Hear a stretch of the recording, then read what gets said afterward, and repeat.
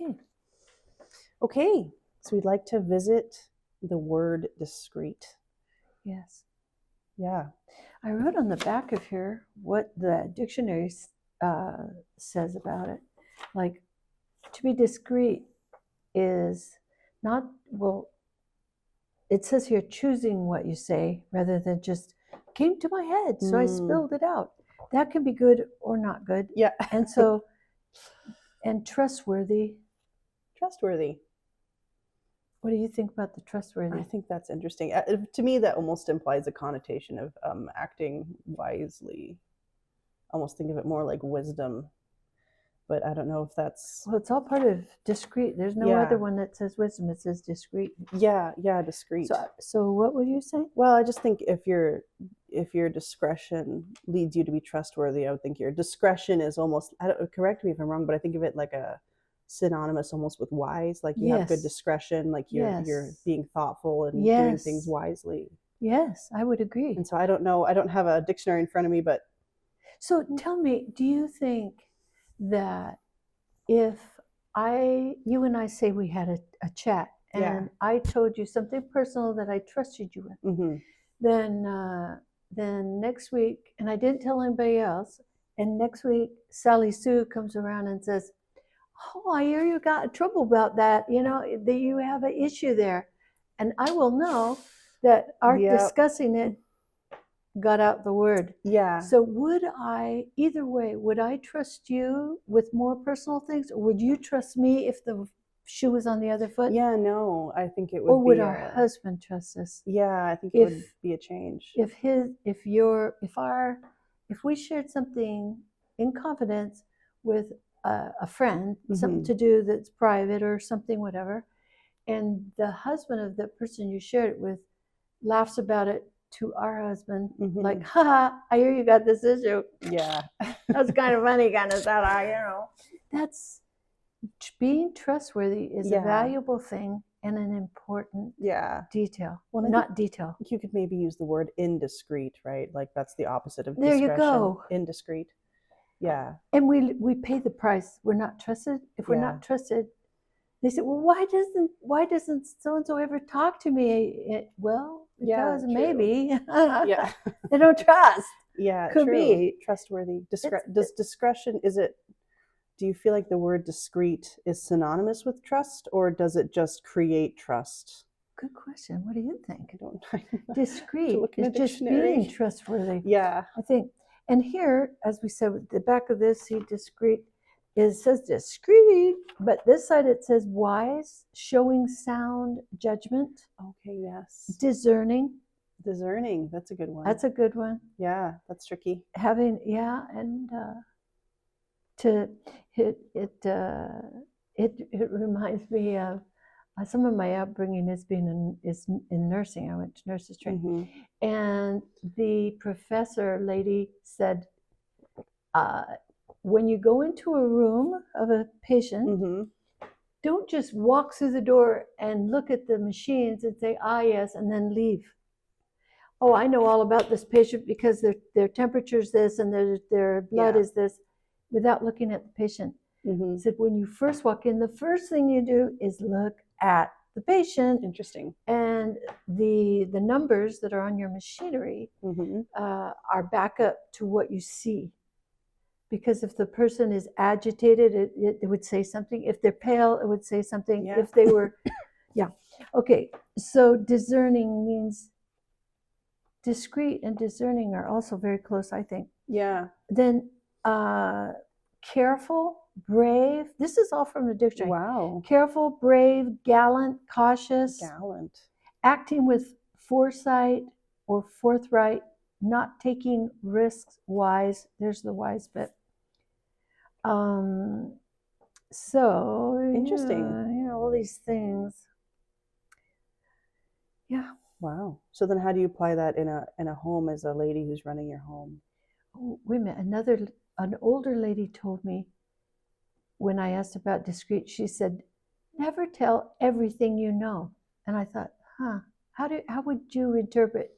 Never tell everything you know. That's a good one. Yeah, I can see that. This probably doesn't apply, but it's another thing that the same lady told me. Yeah. She said that when she was growing up, her mother always told them this this little saying that is save that for what? How did she put it? Save your unkind words. She said, Oh. "Save your unkind words." Yeah. So the mother would tell she had 6 kids. Yeah. Tell her kids, "Save your unkind words." So then one day, one of my friend's little brothers was being unkind, Mm-hmm. and the mother come and said, "I told you to save your unkind words," and the little guy says, "But I saved them till right now." He said, "Now I'm spending them." That's so cute. That's cute. Yeah, we forgot the other half of that, I guess. That's so cute. Yeah. Yeah. That is interesting. So is that discretion in the form of being careful about what you're saying? Yeah. To people outside your Yes. home and inside your home. So what would be in a bite? How would we? What word would you use for discreet? It says be discreet. Yeah, be discreet. What are they telling us? Is it a? You know what's funny is that I think I normally use the word discreet to mean secretive, which isn't trustworthy then. Yeah. It doesn't. I don't mean it necessarily in a negative connotation, but I was telling Luna to do something discreetly the other day, and she's like, "What does that mean?" I was like, "So that no one sees you." Oh, like secret, like be secretive. Like, yes. Okay. Yeah, I did. I'm sure I did a terrible job of explaining it to her. Oh my. She's like, "You keep using that word," and I was like, "Yes, sorry." Yes.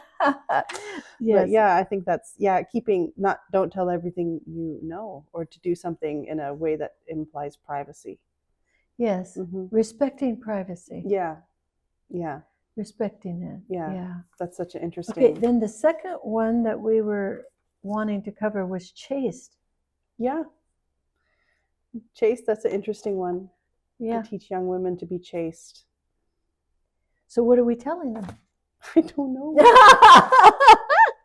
Well, I think the obvious is obviously be faithful. Yeah. I mean, we think that that's a given, but there are times when things, circumstances can cause indiscretion to happen. Simply because, I mean, like I remember, isn't it the saying like, don't be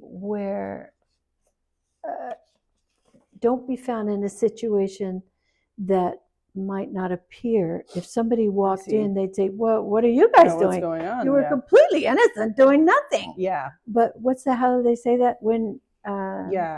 You appear guilty or whatever. Yes. Or what is it? The appearance of evil. Is that yeah. what Avoid saying? The appearance of evil. Yeah. Yes. I understand. Yes. Avoid the appearance of evil. Mm-hmm. There's something to be said, not just the appearance. Yeah. But the opportunities when you think there is a discreet. Yeah. And a chaste put together. Don't put yourself in a place where you could be spoken against by just how the 1 and 1 looked like 2. Yeah. And it wasn't, but it. I googled that. When I googled that word, I thought it was interesting. The internet told me it wasn't even just action, but it had the word intention, and I thought that was interesting. Absolutely. Yeah, to be pure of intention. That's huge. Yeah. I thought that was there's definition and the of chaste. thing is, there's so many avenues or aspects to chaste. There's of course the basic one: sex is for your husband, and so that's the one that we'd say, okay, that's what it is, and we can move on. Clear, yeah. But I think that it also means intent, like what you said, and in thought. Yeah. And in action, because to me, if there's indiscretion where people who shouldn't have sex, it takes 2 people to do that, and a woman can be alluring or act alluring. I have a very dear friend who's her and her husband were having difficulties. They were having difficulties, and there was the husband was met up with this other lady that was just one of the family friends, and the lady had she was fishing, and she fished him right into her house and into her bed. That's so sad. And I don't know that was his intent. No. But so you have to have discretion to see other people's motives. Yeah. Just to be careful, not scared, but just to be I think avoid the appearance helps for sure. Yeah. So I think that how we present ourselves, I was at the university waiting for a friend, and everybody that passed me while I sat there in the car waiting, everybody from the university looked like they had a uniform on, and it consisted of a little pair of shorts that would have cost maybe $2.50 worth of fabric with holes in them. Yeah, it should be cheaper. It should be. I mean, China sent it maybe, I don't know how they get all these tore up things. But I'm saying that it was like a uniform of everybody had these things on pretty much. And I thought, wow, that what leaves little for the imagination. Everything's right out there. Anyway, that's what my grandmother used to say. Yes. Yeah, I remember her telling me that, like, Tracy, you leave something to the imagination. I remember her telling, it resonated. Like, okay, that's it's true. Yeah, no, she said that's what you should do. Yes, okay. It's true. Yeah, grandmother wasn't wrong. No, I think grandma had a lot going for her. And then discretion and chaste. We're kind of mixing those two words up because they intermingle sometimes. Sometimes extravagance, whether it's in buying or whether it's in our way we dress, if it depends on our intent. Why are we wearing something too tight? What's your motive? What is the motive? What is the purpose? Yeah. And it said in one of the things, it was simple in clothing. Yeah. And that's balanced. Because when I looked it up, it said, and it was talking about, it gave the example of an interior of a building, but it said, what was it? Not unnecessarily ornamented, or something like that. And I thought that was very interesting. Yes. Way to put that, and it was like, the word example was talking about not a person, but still, I mean, to me, this is just my own old lady opinion on this. That's what we're doing. Yeah, we like old lady opinions. Yeah. Okay. To me, if a thing, whatever you wear or whatever adornment you put on, if when somebody looks at the person that's wearing it and all they see is the adornment and they don't see a happy face or a smile or eyes that are twinkly happy or something that's genuine, if all they see is that's interesting. It depends what your motive is. If is something to be said about too much stuff, like adorn, like you went through the dollar store collecting all this stuff and put it all on. People don't look, or they don't necessarily respect that look. Whereas if you have something and it's of value, and it's tasteful, to me that has more value for respect and like, oh, look, that looks nice. Than for too much. Too much. Yeah, that makes sense. Yep, we're started. We're good. Okay. Yeah. We were talking about clothing. Yes. And the thing is, there is, and I mentioned about the university and how everybody was like in a uniform. Yeah. Yes. It was either the short shorts or super, super, super tight, like skin tight, everything. Yes. Like pants. Yep. Anyway, it was just noticeable because it was so everybody. Yeah, it was so, there was no outliers. Yes. So the thing is, what I thought of, we are all so affected by our peers, all of us, and by our friends. Yeah. And so I perceive normalcy. This little. Oh, cute. Oh, this little so thing. I have this hanging up. So, dear God, what do you think?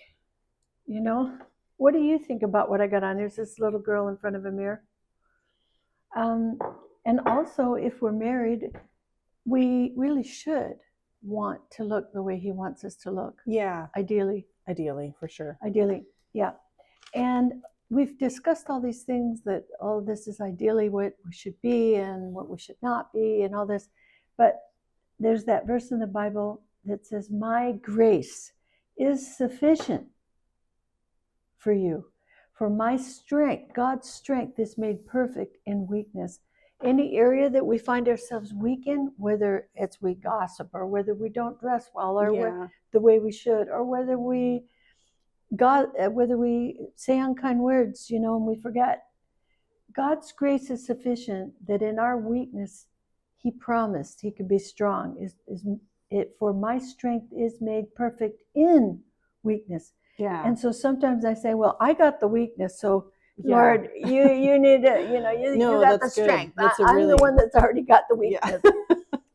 Yeah, that's a good thought. So I'm resting in his ability and to help me in any area that is unpleasing to him. Yeah, yeah. Okay, so we were finishing up on the chaste and discreet. Yeah. And I had asked you, what do you think is the bottom line? If it's just somebody just said 3 words, what is it? Oh, wow. For or chaste. Not 3 words, one sentence. One sentence. Yeah, chaste. Either pure. Chaste or discreet or the pure. two. I mean, I think chaste is pure. Like I can quote it from the sort of close enough from the internet definition is like not having any sexual activity or intention. Yes. And so it's just not. Yeah, yes. Virtuous, I guess. Virtuous and pure. Yes. Would be my. Yes. That's what I think of. And discreet's like sort of wise thinking. Yes. Thinking. Think before we spend money that we know we don't have. Think before we say something that would last in a person's thoughts forever. That's unkind or true or good. Good or bad. It can go both ways. Yeah. So also maybe not just a knee-jerk decision maker. Discretion. Yes, just hold off with yeah, that's good. And maybe work as a team if at all possible with our mate instead of committing his money or his time or I know he can fix it. Well, maybe he could, but maybe he doesn't have that inclination. So to commit him to it isn't necessarily just discretion. Ask. Do you like this, what I got on? Do you mind if so-and-so? Whatever, just so that there's a working together as a team. Path of communication. Yeah, that's good. That makes sense to me. I'm sure there's many other good things that it can be in that it is. True. And so that's why, and why it's we'll valuable. Have to talk to more than one old lady. That's true. Yeah. Okay, well, that was good. Thank you, Sister Heather. Yes.